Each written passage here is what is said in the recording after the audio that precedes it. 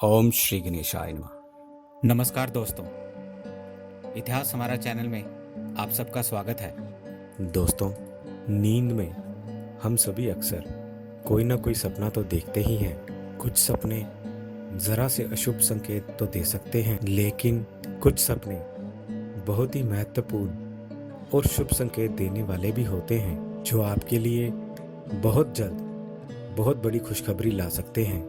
ज्योतिष शास्त्र के अनुसार रात को देखे गए सपनों में कुछ ऐसे संकेत भी आपको मिलते हैं जिनसे कि धन प्राप्ति आने वाले समय में बिल्कुल निश्चित हो जाती है। खास करके अगर कोई सपना आप ब्रह्म मुहूर्त में देख लें तो उसका बहुत जल्द पूर्ण होना बिल्कुल निश्चित है।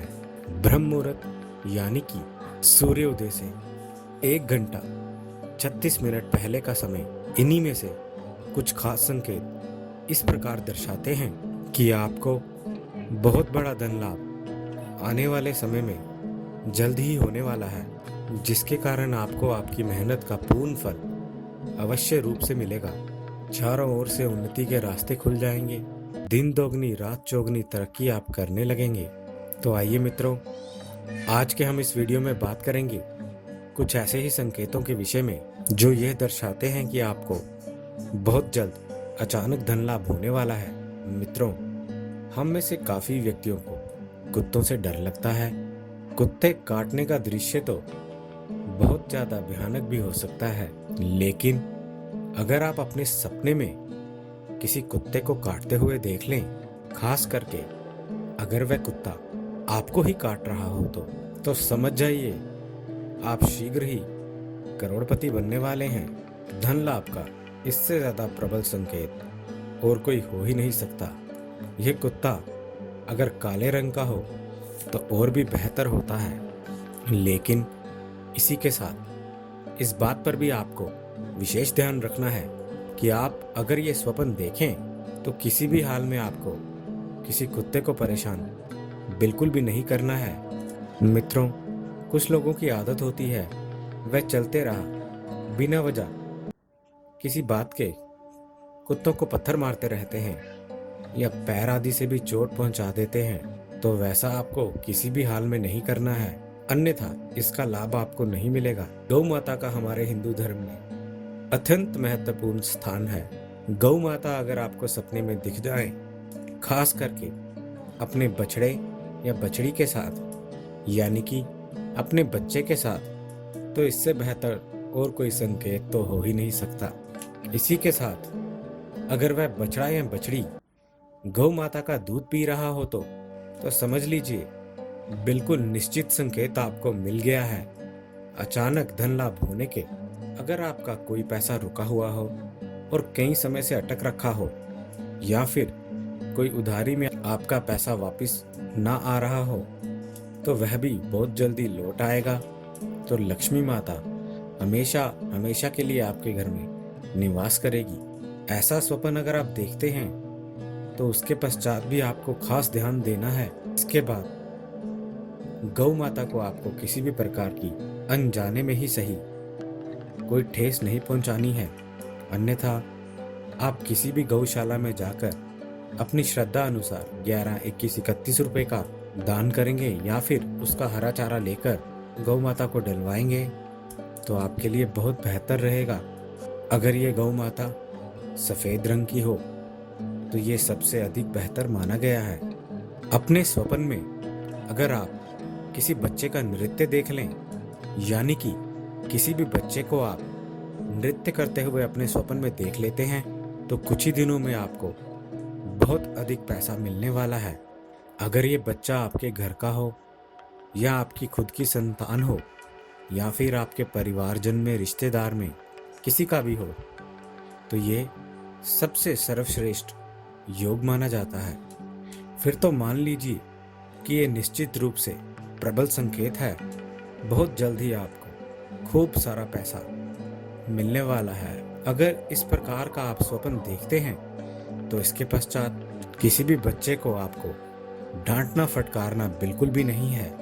बच्चों पे हाथ तो किसी भी हाल में आप नहीं उठाएंगे।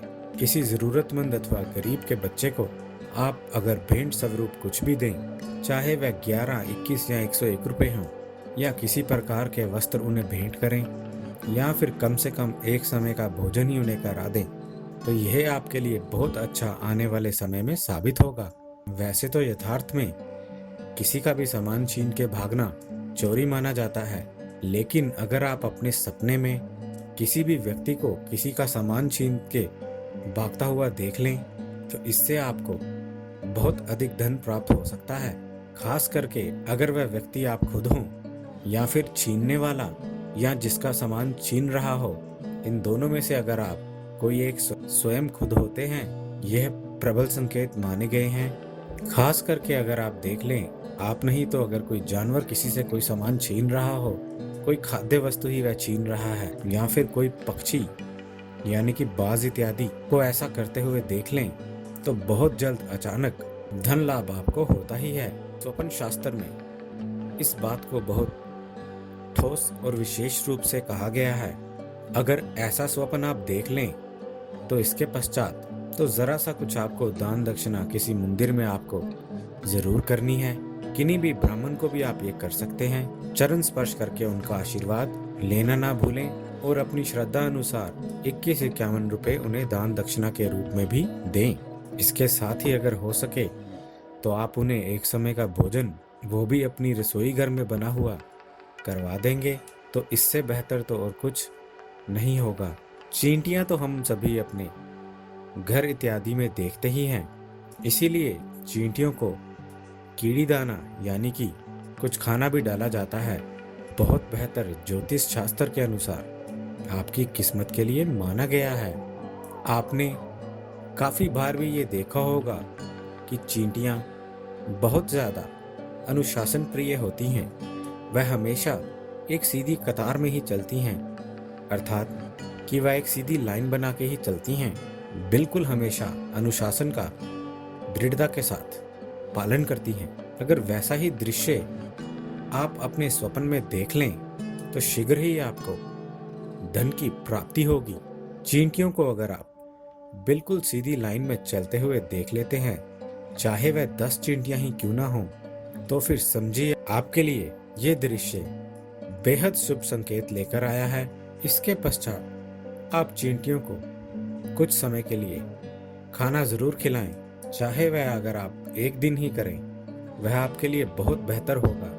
इसी के साथ हमेशा ध्यान रखें कि आपके पैर के नीचे जानबूझकर या गलती से भी आप किसी चींटी को दबाकर ना मारें। खास करके इस प्रकार का स्वप्न देखने के पश्चात चींटियों को दाना आप अगर किसी मंदिर आदि के चबूतरे में या फिर बाग बगीचे में डालेंगे, तो इससे बेहतर और कुछ नहीं होगा।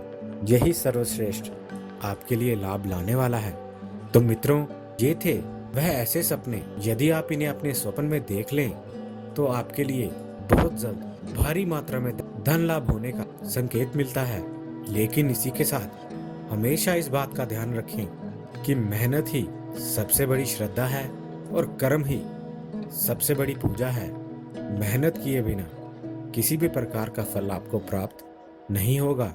किसी भी उपाय से आपके ग्रह आपके साथ जरूर हो सकते हैं, आपकी किस्मत चमक सकती है, आपका वह साथ दे सकती है, लेकिन बिना मेहनत अर्थात कर्म किए हुए कोई भी फल आपको नहीं मिलता है। चाहे आप रोजाना किसी भी प्रकार के कितने भी उपाय क्यों ना कर लें, चाहे आप नंगे पांव तीर्थ यात्रा करें या फिर अपने घर में ही रोजाना भगवान का पूजन करते रहें, इस बात का विशेष ध्यान आप सभी को जरूर रखना है। उम्मीद है दोस्तों, आपको हमारे द्वारा दी गई ये जानकारी अच्छी लगी होगी। यदि आपको हमारे द्वारा दी गई ये जानकारी अच्छी लगी है, तो कृपया हमारा चैनल सब्सक्राइब करें, हमारे इस वीडियो को लाइक करें और हाँ, शेयर करना ना भूलें। दोस्तों, हमें आपके सुझावों का भी इंतज़ार रहेगा, इसलिए प्लीज़ अपने कमेंट्स हमारे साथ शेयर करें।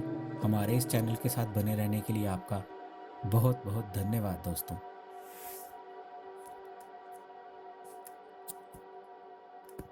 हमारे इस चैनल के साथ बने रहने के लिए आपका बहुत बहुत धन्यवाद दोस्तों।